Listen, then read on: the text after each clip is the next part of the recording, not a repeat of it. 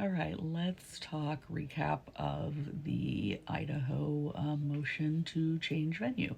I was there in the courtroom in person, so I just jotted some notes down, try to see if I can read my own handwriting. Massoff basically started everything out, Eliza Massoff. She's like the third chair on the defense. And she called up a James Todd Murphy, who's the president of TrueScope Media. And that's a company that monitors and analyzes media coverage. I personally felt like he wasn't needed. It was a very long hearing.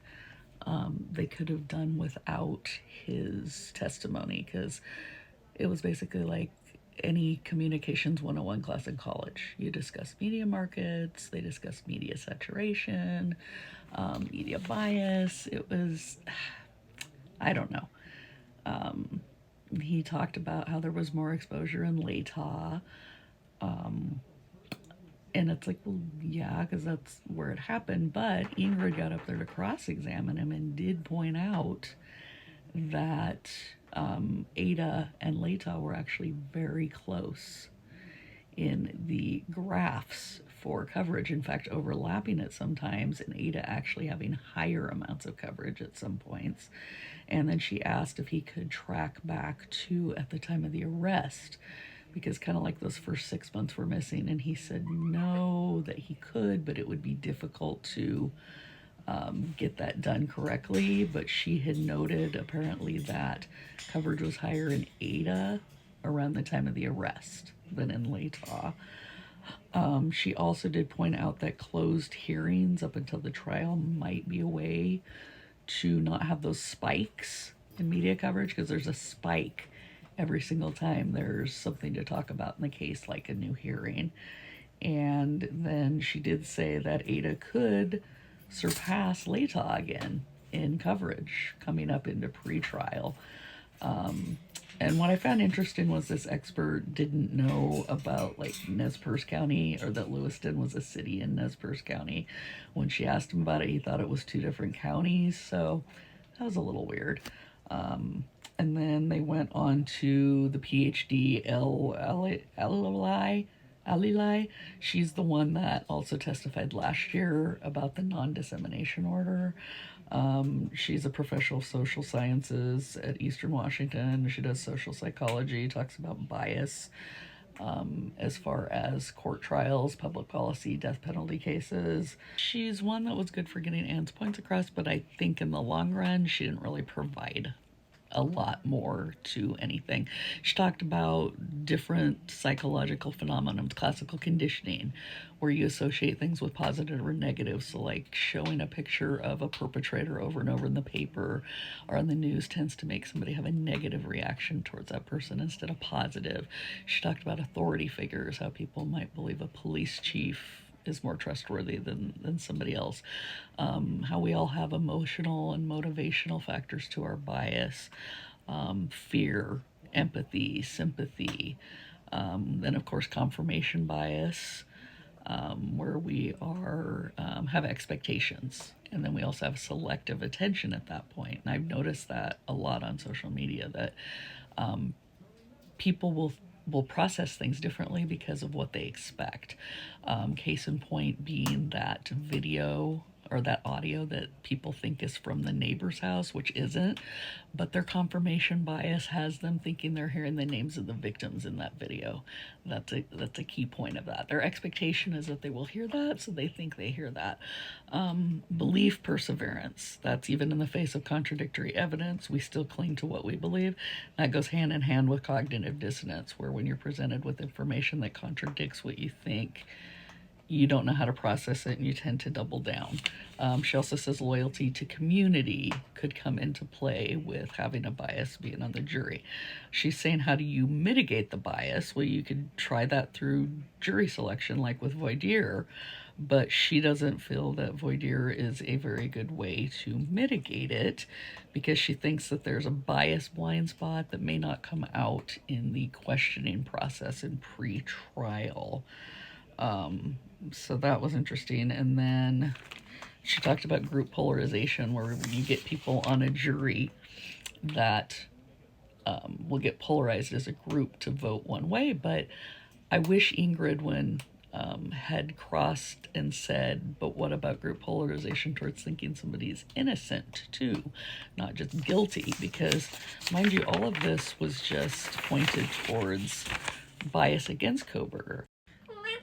Now, Ingrid did ask her about if there's all this media saturation in different counties, then what guarantees there's not going to be a bias in some of these other counties? And that really got the witness tongue-tied. Like, Ingrid did a really good job of getting her all flustered on the stand. It was interesting. So this witness had made it a point to bring up that 25% of the people in Latah County were associated with the University of Idaho. But Ingrid on cross-examine flipped that and said that means 75% aren't. And which is true, because that means 3 out of 4 people aren't going to be associated with the university. So when you're trying to seat a jury pool, that's better odds than the 1 in 4 that are. And so that got that witness kind of hemming and hawing and stammering over her words. I thought Ingrid did a great job cross-examining her. She also pointed out that 60% did not feel a higher level of stress and anxiety during the manhunt, and the witness thought that that was weird. Like, she didn't think that that's the level. She thought it would have been a much higher level. So Latah definitely was a little bit different, you know. So, and Ingrid also said Latah had the highest percentage of people surveyed that had no opinion of Kohberger at all. So compared to Ada. So then we went on to Edelman, and of course he's the one that did the survey. I feel like his testimony is really the only testimony that would have been needed yesterday. And he was talking about how his case-specific attitudes survey can test what types of pretrial publicity is out there and how it affects the jurors. He says that more case knowledge affects your presumption of guilt. It's 10 times more impactful. When you know about things that law enforcement have said, when you know about case-specific things. Yes, thank you, Cockatoo. He does not believe voir dire can counteract it. He says pretrial publicity impacts how we process new information. Ideal juror is a blank slate. He says the 2 main questions with the survey, like the 2 main things you're trying to accomplish are, is the media coverage prejudicial, and has the coverage impacted the jury pool? And he talked about the analysis of the media. He did look into Nez Perce for a little bit, found 400 plus prejudicial articles down there. And then he started showing Facebook page groups, scrolling through those. And then that's when Judge was like, do we really need to be showing this to everybody on the live stream? So they had a sidebar. They came back from the sidebar, decided that we would go to lunch, and that the first 15 minutes after lunch would not be on the live stream and would show all of those graphics. So we get back from lunch, and on the part that wasn't live streamed, we talk about Facebook groups and pages. He talked about artificial intelligence images, sensationalism, people talking about his sister's horror movie, podcasts on YouTube, etc.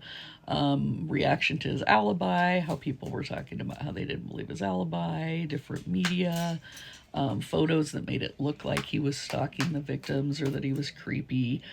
And he said that the community seems to care more about this case than other communities based on this coverage. But here was my question, and I wish Ingrid would have asked him, why do you say that when most of these people are not from the community? Like, most of these Facebook groups, podcasts, YouTube pages, TikTokers, etc. are not from the Moscow area. They're not even from the Northwest. Most of these people are from back east, down south. There's some from Europe. So I thought that was interesting that he tried to tie it into the community caring more, because most of these pages weren't from the community. And then he brought up a lawyer from Coeur d'Alene named Tara Malik and how she spreads misinformation. And this was the part that was really odd to me. He brought up how Chief Fry said, oh, we're certain this is our guy. that no doubt it's our guy. He's saying that was a national statement that creates bias. Well, then here's my question. If I had been cross-examining him, I would have said, how is that any more biased than Ann Taylor standing with her hand on Koberger's shoulder saying my client's innocent? I mean, to me, it goes both ways. If you're going to talk about bias and pretrial bias, then shouldn't something that creates a bias either way be bad? I mean, I understand this is about a change of venue, but it seems like they ignored any bias that went towards Koberger. Like, they did not show the YouTubers that created conspiracy theories like about tunnels, or that Dylan and Bethany were the killers, or the DoorDash driver was Emma, etc. They avoided all those. They only showed the ones that think Koberger is guilty. So I thought it was interesting that it's A-okay if it's biased towards Koberger. If it's biased against, it's not. Because if you're trying to seat a jury and you talk about the ideal being a blank slate, then you don't want them being on either end. You don't want them being on the end of innocence or the end of guilt. You want them being right in the middle and going off of what they hear at the trial. So I thought it was very telling. And then he brought up Nancy Grace, which I think we all agree Nancy Grace is just, it should not be on TV. And then that ended the portion that was not on the live stream. And then he talked about some of the results of his survey. Ada was similar to Latah. Ada County had 93% recognition. Also, their prejudgment rate of Koberger was higher in Ada than Latah.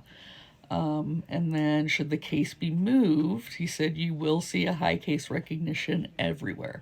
But Ada has 16 times more people who haven't been prejudiced. But I thought that was interesting, because if we're going off percents and we're trying to say that the percents are indicative of the whole community as a whole, you can't just throw that out later and say that the higher population means that there's more people not prejudiced. That's not how it works. If 93% have a case recognition rate and maybe pre-biased, then that means that's 93% of whatever cross-section you take from that county. Doesn't matter how big that county is. Same thing with Latah. Doesn't matter how small Latah is, it's still the same percent of the population. So I thought he was almost trying to invalidate his own survey, but also try to use his own survey. You can't have it both ways. You either are going to say, well, because it's a larger jury pool, it's going to be less prejudicial, or you're going to use your survey and say, well, 93% of this jury pool is prejudiced. I mean, yeah, you can't have it both ways, and I wish he would have been called out on that. And of course, he was bringing up about personal connection, and in that, I agree to a point. More people in Latah County have a personal connection to the case than in Ada County. And Latah County was following more closely. 60% were closely following. 83% of them think he's guilty, although in Ada it was only a few % difference of who thinks he's guilty, so not much difference at all. And then he was saying that a large percentage of people in Latah County were talking about it amongst themselves, but I found that interesting too.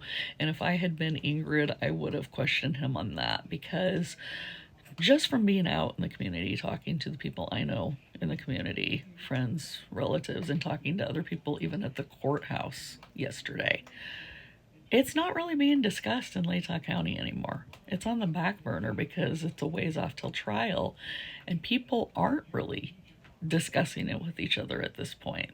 It's died down. So I find it interesting that his survey found it was so high. Maybe that's back when he took it, people were talking about it just because there was the alibi discussion going on at the time back in the spring when those surveys started. That's very possible. And then he went on to discuss about let's see, the just prejudgment undermines presumption of innocence. Well, yeah, 66% think he's guilty before hearing evidence. That's gonna be hard to overcome. Hello, bird. Just a sec. Then he talked about a stealth juror. That could be somebody who lies and says that they don't have a bias just to get on the jury, only to put in their prejudice while they're in deliberations. And then he talked about how when you ask open-ended questions in the survey, you get different responses than when you ask pointed. So he said when they asked open-ended, 3% only said something about the stalking. Remember the media saying he was stalking them? But once you asked a pointed question specifically about the stalking, then a larger percent remembered that. But here's my thing. Again, if I had been Ingrid, I would have cross-examined and said, but if these people didn't have the stalking at the front of their head, which 97% didn't, and it's not mentioned at the trial, then why would that be an issue during deliberations? See, he was specifically asking pointed questions to get out of these people if they'd heard about the stalking. So then, of course, they were like, oh, yeah, wait, I did hear about it. But if it's not being discussed, then 97% don't have it at the top of their head. Only 3% had it at the top of their head when it wasn't being discussed. So I feel like there was missed opportunities for cross-examine by the prosecution on this. And then he brought up the Robert Durst example where Durst confessed while he was being wiretapped, basically, like while he had a wire on him. And people that saw that, of course, thought that Durst was guilty and made all kinds of nasty comments about Durst and carried their prejudice into interviews they did. Well, yeah, of course. I mean, if somebody's confessed, what are you going to do? So, but that ended his testimony. Ingrid Beatty and the prosecution had no cross-examine for him, which I just was like, well, shoot, missed opportunity. Missed opportunity there. And then they went into closing arguments, and of course brought up about the bigger jury pool. She brought up about logistics, of course, bigger courthouse. She brought up about Brian's constitutional rights, which, yes, we all know he has a constitutional right to a fair trial with impartial jury pool. She talked about, presumption of prejudice, but she herself brought up this case was nationwide and further, meaning worldwide. She brought up about how the media coverage just doesn't stop. You have to remember she's the one that initiated the gag order because of pretrial publicity, so she knows this. Ingrid brought up very good points, though, too. The survey doesn't support a change of venue. That's true. At least not to Ada. Ada's almost as prejudiced as Latah. And in some ways, they are more prejudiced. There was more people that had an opinion about Koberger and Ada than in Latah. And then she was saying, the defense has the burden to show that it needs to be moved, that he can't get a fair trial, and they're not showing that moving it to Ada would do that. And she talked about how media was everywhere, which is true.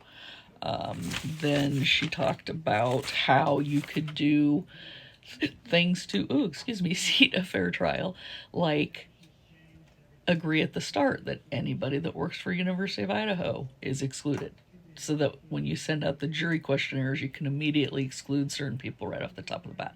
She talked about doing voir dire in private. So instead of having people be questioned in front of the other jurors in the courtroom, have them questioned individually one by one, so that there's none of that pressure there. She also talked about if they needed to, they could bring in a jury from another town. But she did bring up a lot of good points about the imposition of moving this out of town.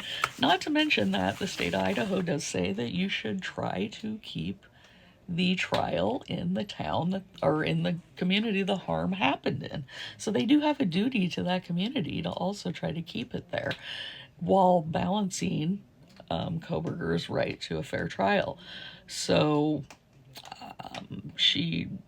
I thought, poked a lot of holes in the prosecution's, especially Ada.